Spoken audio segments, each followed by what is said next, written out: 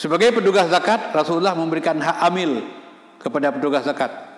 Demikian juga kalau kita tamsilkan dengan tugas-tugas yang lain yang dilakukan hari ini. Jadi bukan mentang-mentang kalau hari ini desa punya duit banyak karena ada dana desa, lalu ada kelebihan dana, kemudian semuanya kasih, kaur dan lain-lainnya itu dibagi-bagikan tip lebih pada saat lebaran. Padahal mereka punya gaji sesuai dengan keputusan pemerintah hari ini. Maka berhati-hatilah dengan suap ini. Karena tatkala suap yang kita makan, makanan yang kita makan itu menjadi daging, selama daging itu masih ada di buah kulit, selama itulah doa yang kita doakan kepada Allah tidak dikabulkan.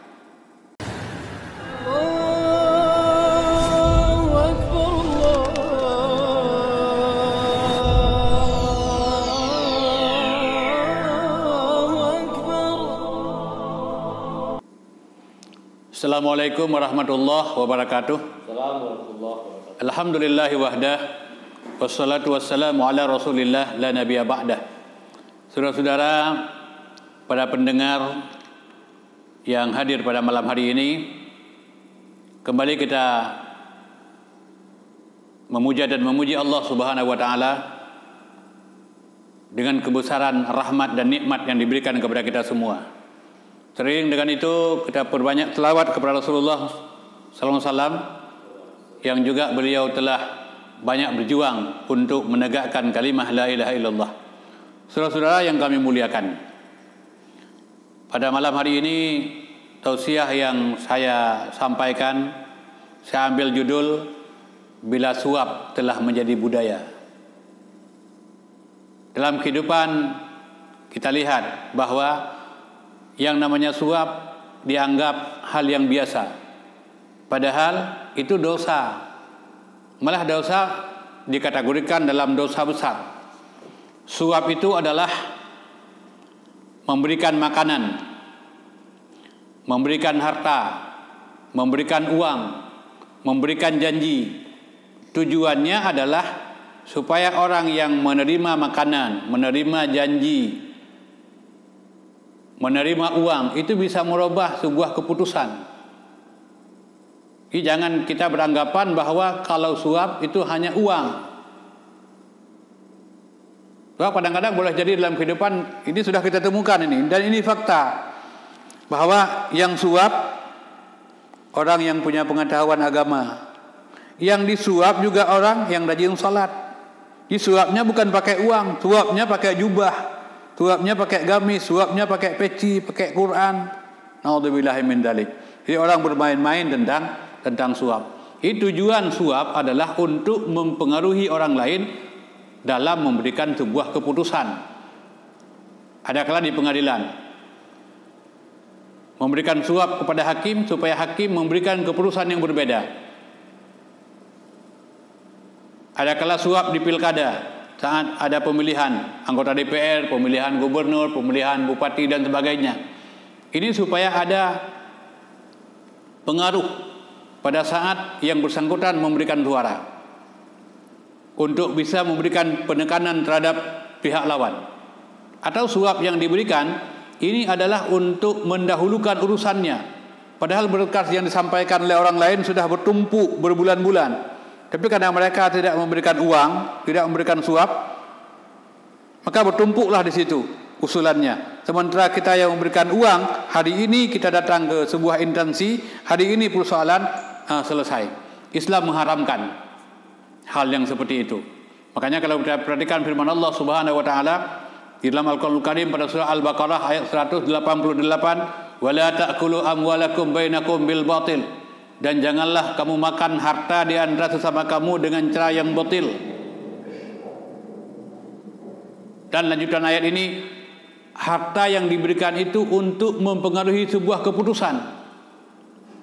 Maka yang demikian itu diharamkan oleh Allah Subhanahu wa taala. Dan Rasulullah mengingatkan tentang riswah.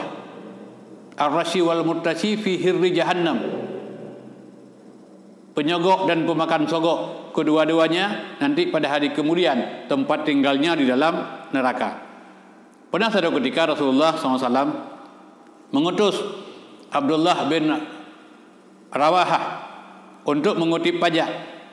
Tetapi si Yahudi ini berkelit dia, menggunakan bermacam hilah, menggunakan bermacam daya.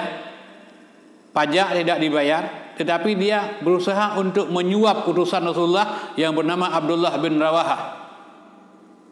Karena yang diutus adalah orang yang beriman, orang yang taat dalam beragama. Pada saat disogok oleh orang Yahudi, Abdullah bin Rawahah mengatakan Islam melarang menerima sogok. Sogok untuk membantu sebuah kezaliman adalah lebih berbahaya.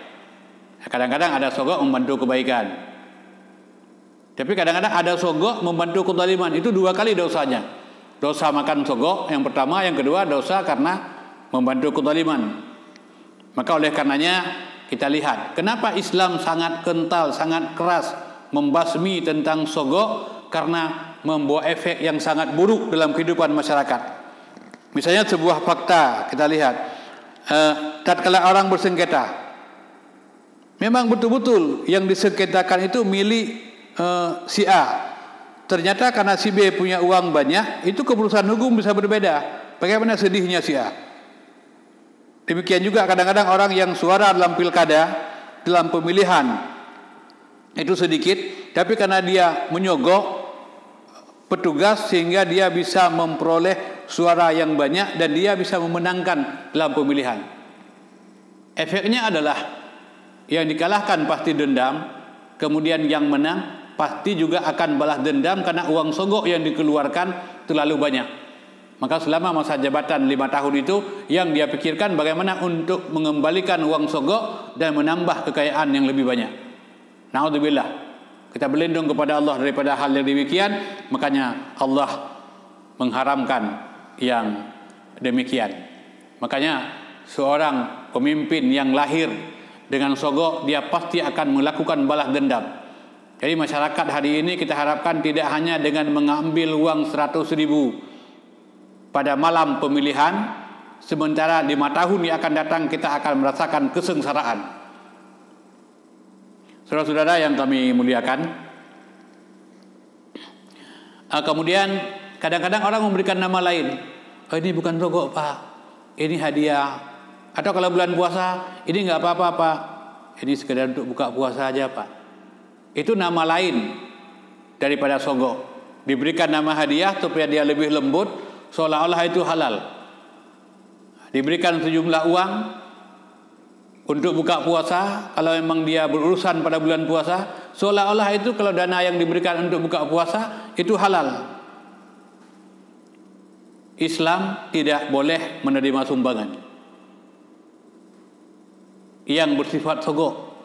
Jadi kalau kita perhatikan sebuah sabda Rasulullah SAW, barang siapa yang kami pekerjakan pada suatu pekerjaan dan kemudian kami berikan gaji, maka apa yang diambil selebihnya berarti dia adalah melakukan sebuah penipuan. Itu hadis riwayat Imam Ahmad dan Abu Daud. Maka berhati-hatilah. Jadi bukan hanya sekedar terkala orang memberikan tip pada saat bulan puasa, memberikan hadiah pada saat kita menghadapi lebaran. Padahal kita bekerja pada instansi ini diberikan gaji. Kalau diberikan gaji, ya terima gaji. Kalau merasa cukup dengan gaji, silakan bekerja. Tidak cukup, jangan bekerja. Dan Rasulullah pernah mengutus utusan untuk mengutip zakat dari kabilah Adli. Dia mengutip zakat. Setelah zakat diambil, yang mengeluarkan zakat memberikan hadiah. Ini zakat, ini untukmu. Jadi pada saat sore hari diantarkan zakat kepada Rasulullah SAW, dia sampaikan, wahai Rasulullah, ini zakat, ini hadiah yang mengeluarkan zakat untukku. Lalu Nabi mengatakan, kalau kamu tinggal di rumah ayah dan ibumu, apakah kamu mendapatkan yang seperti ini? Rasul sangat marah. Jadi petugas yang digaji itu tidak boleh menerima hadiah. Sebagai petugas zakat, Rasulullah memberikan hak amil kepada petugas zakat. Demikian juga kalau kita tamsilkan dengan tugas-tugas yang lain yang dilakukan hari ini. Jadi bukan mentang-mentang kalau hari ini desa punya duit banyak karena ada dana desa, lalu ada kelebihan dana, kemudian semuanya kasih, kaur dan lain-lainnya itu dibagi-bagikan tip lebih pada saat lebaran, padahal mereka punya gaji sesuai dengan keputusan pemerintah hari ini. Maka berhati-hatilah dengan suap ini, karena tatkala suap yang kita makan, makanan yang kita makan itu menjadi daging, selama daging itu masih ada di buah kulit, selama itulah doa yang kita doakan kepada Allah tidak dikabulkan. Man nabata minal haram fannaru aula bih. Barang siapa yang dagingnya tumbuh dengan benda yang haram, maka nerakalah yang paling pantas tempatnya. Na'udzubillahi min dzalik. Kita berlindung kepada Allah daripada hal yang demikian. Jadi mudah-mudahan yang kita berharap bahwa negeri ini adalah negeri yang makmur, bukan karena suap, tapi makmur karena ketaatan penduduk kepada Allah Subhanahu wa taala. Saya kira demikianlah, semoga ada manfaat. Lebih kurang mohon maaf. Assalamualaikum warahmatullahi wabarakatuh.